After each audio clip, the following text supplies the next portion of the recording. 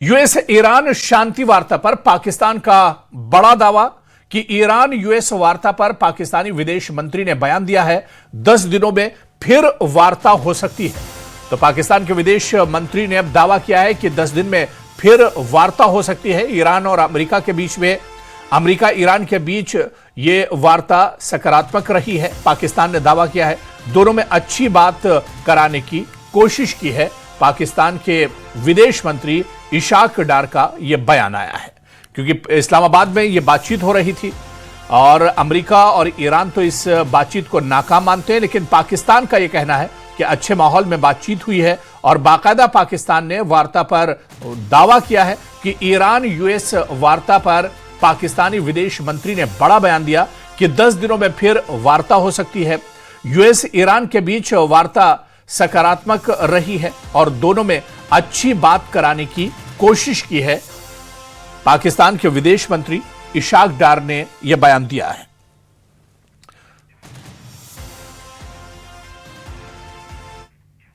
और उधर America Iran वार्ता फेल होने पर पाकिस्तान को बड़ा झटका लगा है। इस्लामाबाद से वार्ता के बैनर हटाए जा रहे हैं। पूरे इस्लामाबाद में लगाए गए थे वार्ता के बैनर।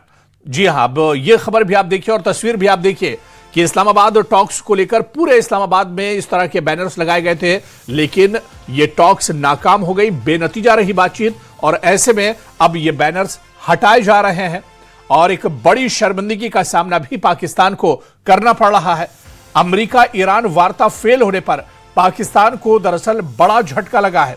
पाकिस्तान के इस्लामाबाद से वार्ता के बैनर अब हटाए जा रहे हैं। जिस तरह से तस्वीर देखी जा सकती है कि वार्ता खत्म होने के बाद, वार्ता नाकाम होने के बाद अब जो बैनर बड़े बड़े होर्डिंग्स लगाए गए थे वो दरअसल अब हटाए जा रहे हैं।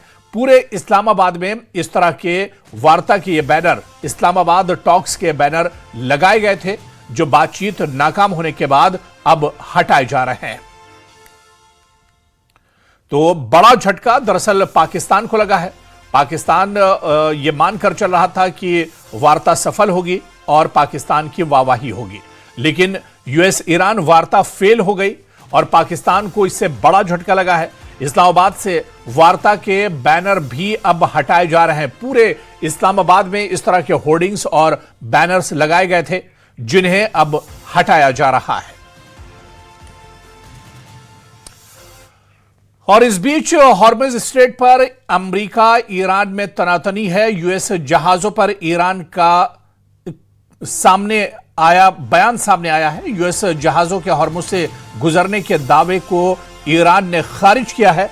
हॉर्मुज पर पूरी तरह आईआरजीसी का नियंत्रण है जिसका दावा ईरान ने किया है। तो हॉर्मुज स्ट्रेट को लेकर ईरान और अमेरिका के बीच तनातनी और तेज हो गई है। ईरान की सेना ने अमेरिकी जहाजों के हॉर्मुज से गुजरने के दावों को कड़े शब्दों में खारिज कर दिया है।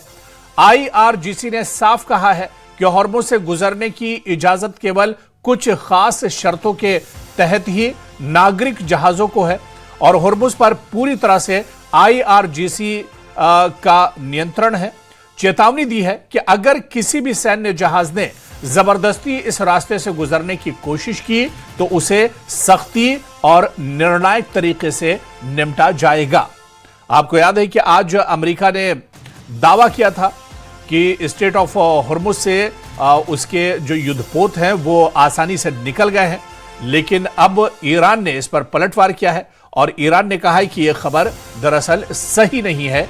हॉर्मुज स्ट्रेट पर अमेरिका और ईरान में तनातनी बढ़ी है। यूएस जहाजों पर ईरान का बयान सामने आया है और यूएस जहाजों के हॉर्मुज से गुजरने के दावे को भी ईरान ने खारिज कर दिया है। तो इस्लामाबाद टॉक्स यानी बातचीत तो फेल हो गए, लेकिन अब आगे आखिर क्या होगा यह सबसे बड़ा सवाल है क्योंकि तनाव फिर चरम पर होगा। सीज फायर एक तरह से क्या खत्म हो जाएगा आने वाले दिनों में? क्या 2 हफ्ते भी नहीं टिक सकेगा यह सीज फायर? यह बहुत अहम सवाल है।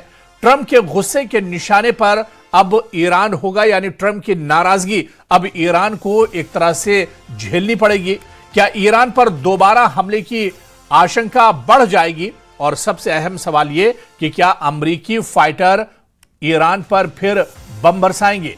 और इजराइल के ताबड़तोड़ हमले क्या फिर से ईरान पर शुरू हो जाएंगे? दरअसल ये बहुत अहम सवाल हैं जो वार्ता फेल होने के बाद दरअसल उठ रहे हैं। बड़ा सवाल यह भी है कि हॉर्मुज स्ट्रेट खुल पाएगा या नहीं, क्योंकि यह कहा जा रहा था कि अगर यह वार्ता कामयाब हो जाती है तो स्ट्रेट ऑफ हॉर्मुज एक तरह से खोल दिया जाएगा और उससे आवाजाही एक तरह से आसान हो जाएगी। लेकिन अब जब यह वार्ता नाकाम हो गई है, टॉक्स बेनतीजा रही है, तो ऐसे में क्या हॉर्मुज स्ट्रेट खुलेगा या फिर नहीं? और खाड़ी देशों में क्या फिर से तनाव बढ़ेगा?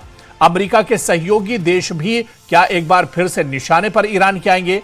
और क्या इजराइल पर फिर मिसाइल ईरान बरसाएगा? क्या ड्रोन और मिसाइल के जरिए से ईरान पर फिर से हमला करेगा ईरान? तो इस तरह के बहुत से सवाल अब उठ रहे हैं कि बातचीत नाकाम हो गई है, आखिर अब क्या होगा? आगे अब क्या कुछ हो सकता है इस बातचीत के नाकाम होने के बाद? इस पर कई तरह के सवाल उठ रहे हैं। क्या मिडिल ईस्ट में एक बार फिर से जंग भड़क उठेगी? क्योंकि अभी सीजफायर है, युद्ध विराम है, लेकिन क्या बातचीत नाकाम होने के बाद यह युद्ध विराम खत्म होगा और युद्ध का सिलसिला यानी जंग का सिलसिला दोबारा से शुरू हो जाएगा?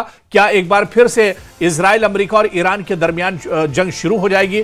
और स्ट्रेट ऑफ हॉर्मुज जहां पर अब सबसे बड़ा जो सेंटर पॉइंट है इस जंग के दौरान, इस युद्ध के दौरान, वो दरअसल स्ट्रेट ऑफ हॉर्मुज है। क्या हॉर्मुज अब खुल पाएगा या फिर नहीं? और इस पर इसी तरह से ये लड़ाई चलती रहेगी।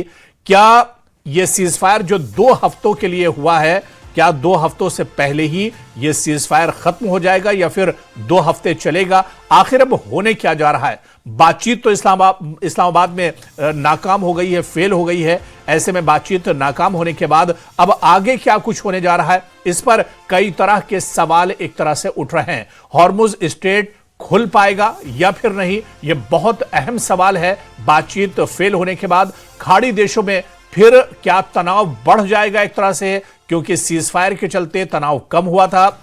और इसके अलावा क्या एक बार अमेरिका के जो सहयोगी देश हैं वो फिर ईरान के निशाने पर होंगे? क्या इजराइल में ईरान फिर से हमले शुरू करेगा? क्योंकि बातचीत फेल हुई है, ऐसे में क्या तनाव एक बार फिर से बढ़ेगा?